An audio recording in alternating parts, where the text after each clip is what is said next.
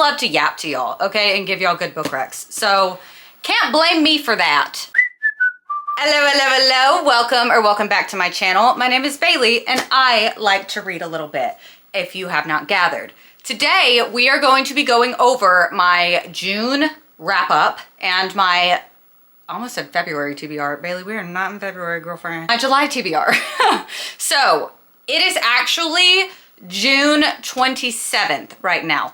But here's the thing, I'm going on a little vacay next week and we leave Saturday and June 30th is Sunday. So I'm going ahead and filming this for y'all now so that we know what I read, because I know y'all care so much about what I read in a month. I just love to yap to y'all, okay, and give y'all good book recs. So can't blame me for that. Anyways, I just want to jump right into it, okay? Okay, thank you.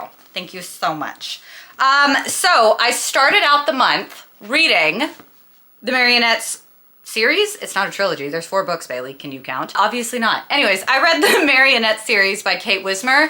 Starts off with this beautiful baby, and then you go on to these 3. They are all on Kindle Unlimited, and let me just say, I love them. This is vampires and witches and dark academia and all of the things. I did not think that I was going to read all 4 of these in one go. I thought I was probably going to stop maybe after the second and then come back to the rest of them. But no, I had to know. The cliffhangers were brutal, but the series is finished. So there you go, that's a good thing. It just was so good. It was so addicting. It was fast paced. I don't feel like there was any dull moments. The second book, this one is the second book. Wicked Souls is probably my favorite out of the entire series, but they were all good and I love them. All together with like the median, the average rating, if you put it all together, it was a 4.3 star series for me and I loved it. Okay. Then I listened to, on Spotify, I believe it was, The Dead Romantics by Ashley Poston. Yes, I have a physical copy. I don't care. Manger beeswax, okay? I wanted to listen to it because I just really like the narrator for it. And I really liked the audiobook of The 7-Year Slip. And so I knew that I would like this one as well. I think it's the same narrator, if I'm not mistaken. Anyways.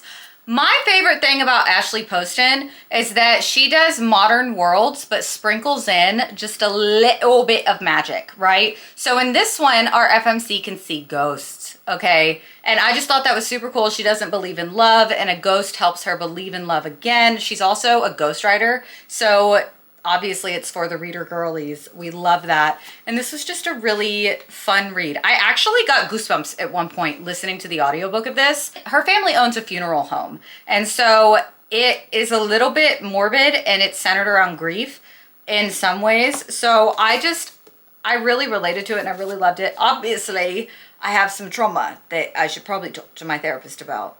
Joke's on you. I've been talking to my therapist about it. I'm just real messed up. But that's what makes me funny, so it's fine. And if you say I'm not funny, you're lying. Don't take that away from me. Oh, I forgot to tell you what I rated it. I rated it 4 stars. And then I went to Kindle Unlimited, as I do, and I needed a book that was going to just be super lighthearted, super easy. Was it going to take a lot for me to like process? So I read Viciously Yours by Jamie Applegate Hunter, and let me just tell you, it was exactly what the doctor ordered. Okay, exactly what the doctor ordered. Not kidding. This was the easiest romantasy book I've ever read in my life. It's the first in what I believe is going to be a series of interconnected romantasy standalones.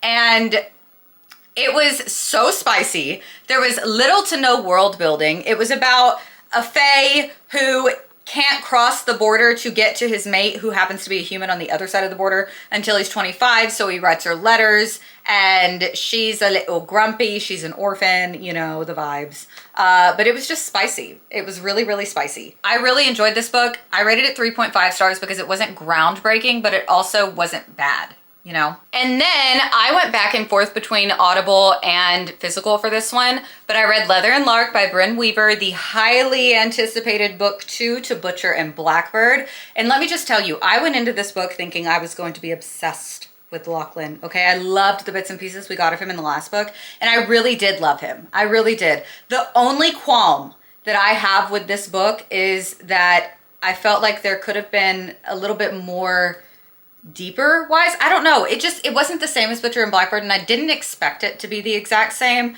but I just wanted a little bit more. You know what I mean? Like, we didn't get a whole lot of their time together. I know we got a lot of their time together, but I mean, like, of them, their deep talks and things like that, and I feel like I wanted that. So that's a me problem. It's fine. Everything's fine. I did still love Lachlan and Lark, though, and they were funny, they were sweet, they were cute, they were romantic, all of the things. And I rated this a 4-star because I still really enjoyed it, and I giggled a whole lot. I also feel, let me go back a little bit. I also feel like the climax of the book, like at the end, there was a couple of climaxes, but you know what I mean. The big thing that happened at the end, I felt like it could have been more. Felt like it went way too quickly, but that was just me. It's okay. A lot of people love it. I love it. I just didn't think it was as good as Butcher and Blackbird.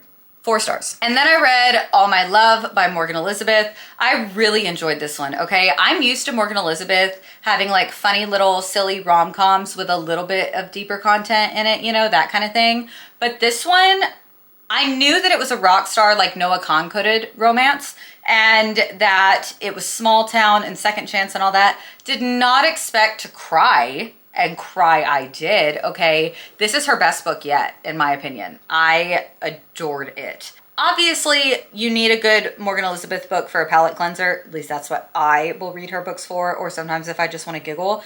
This one is more than that. So if you've been thinking about picking this one up, then you absolutely should.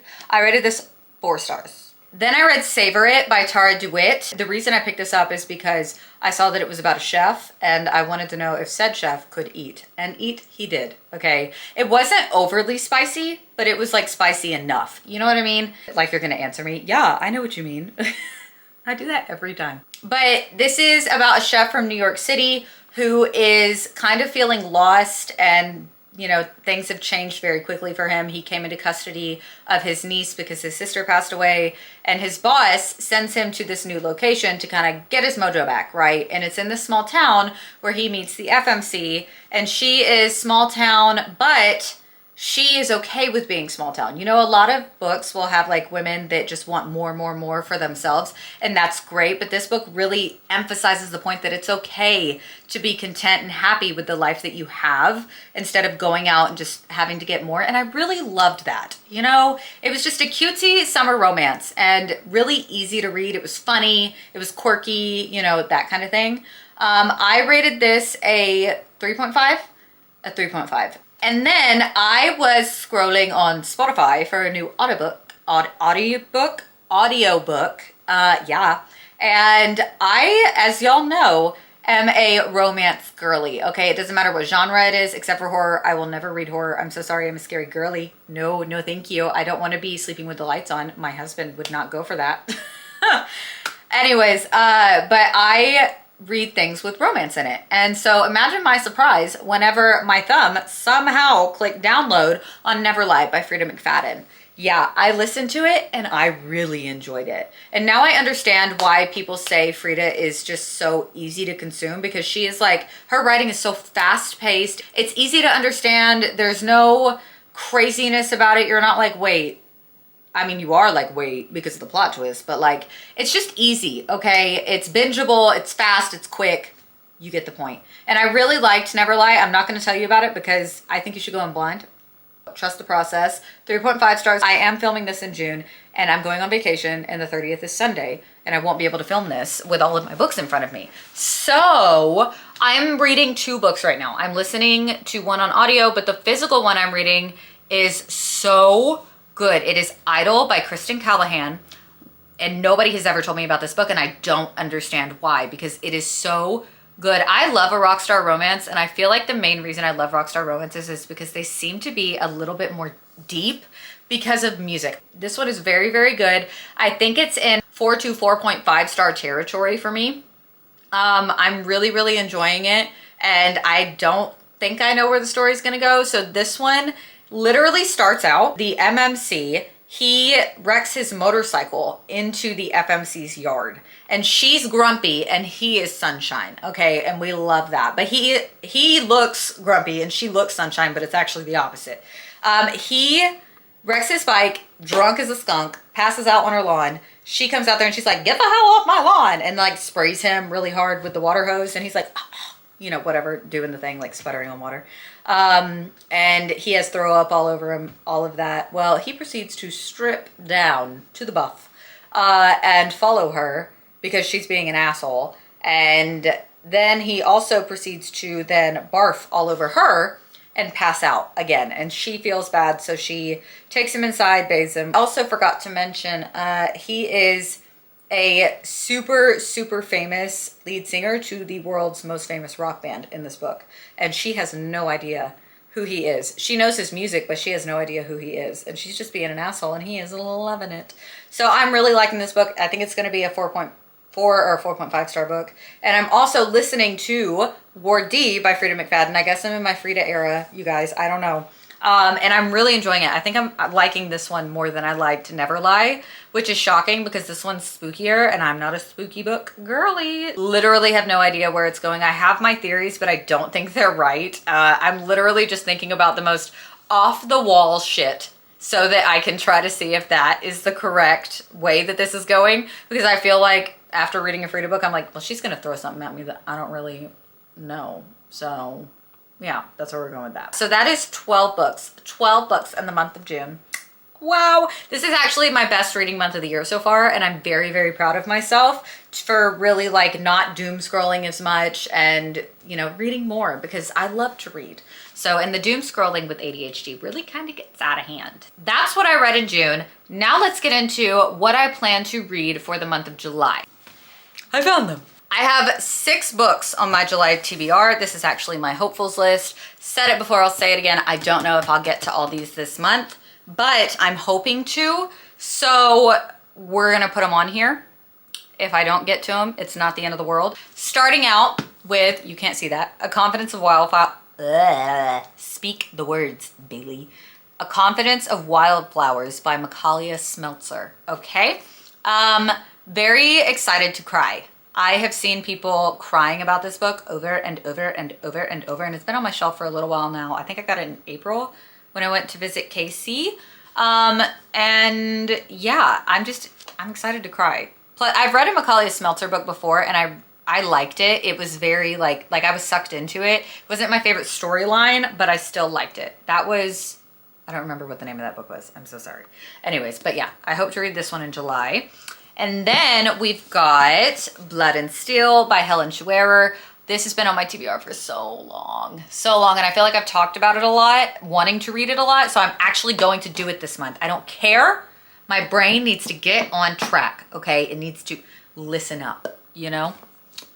This is feminine rage, found family, fantasy, all of the vibes that I know and love in a fantasy book, and I'm so excited. And then we've got The Unmaking of June Farrow. Don't know what it's about. Bought it because a mutual of mine said that this is one of their top books of the year, and I was getting FOMO, and I want to read a 5-star book, and I hope that this is a 5-star book. I've literally not seen one bad review about this book, so I'm excited. I had to put some dark romance in here, so I have God of War by Rena Kent on the July TBR. I am very sad to be finishing the Legacy of God series, but I am so happy to be seeing Killian again. And I'm really highly anticipating Eli and Ava's story. I am so ready for it, and I hope I'm not disappointed. I've seen a lot of people disappointed, but I also feel like it doesn't really take a lot to make me happy in a book, you know? Like there are some things where I'm like, no. But they're very few and far between. And then we've got a new release, A Ballad of Phantoms and Hope by Kaya Morinova. If you have been around for a little while, you know that I am obsessed with The Fabric of Our Souls by her that came out in January. The sequel to that book, Lanston's book, came out yesterday. I'm filming this on the 27th. It came out yesterday on the 26th. And I cannot wait to read it. I know that it's going to make me cry, most likely. I know that it's going to be spicy, and I know that it's going to be good because I really like Kaya Morinova's writing style. So yeah, I'm excited. And then there's a random book in here. It's called Till Death by Miranda Lynn. All I've heard about this one is that it is an interconnected romantasy standalone. It is slow burn. And that it is like Moulin Rouge vibes, and you give me any kind of Moulin Rouge vibes and I'm going to be happy. Okay, I don't care. I've literally never heard of it except for this one TikTok video that I saw about it. So it's gonna be good. I feel like it's gonna be a really good month. I'm very, very excited. I hope everybody had a great, great June and that you read all of the books and did all of the things and that you're enjoying summer. I'm trying to enjoy summer. It is like over 100 degrees every day here in Texas and also humid. So it's like that sticky heat. Just gag me. I hope everybody has a great July and that you read all of the books because we all deserve to read all of the books. I love you guys and I will see y'all next week.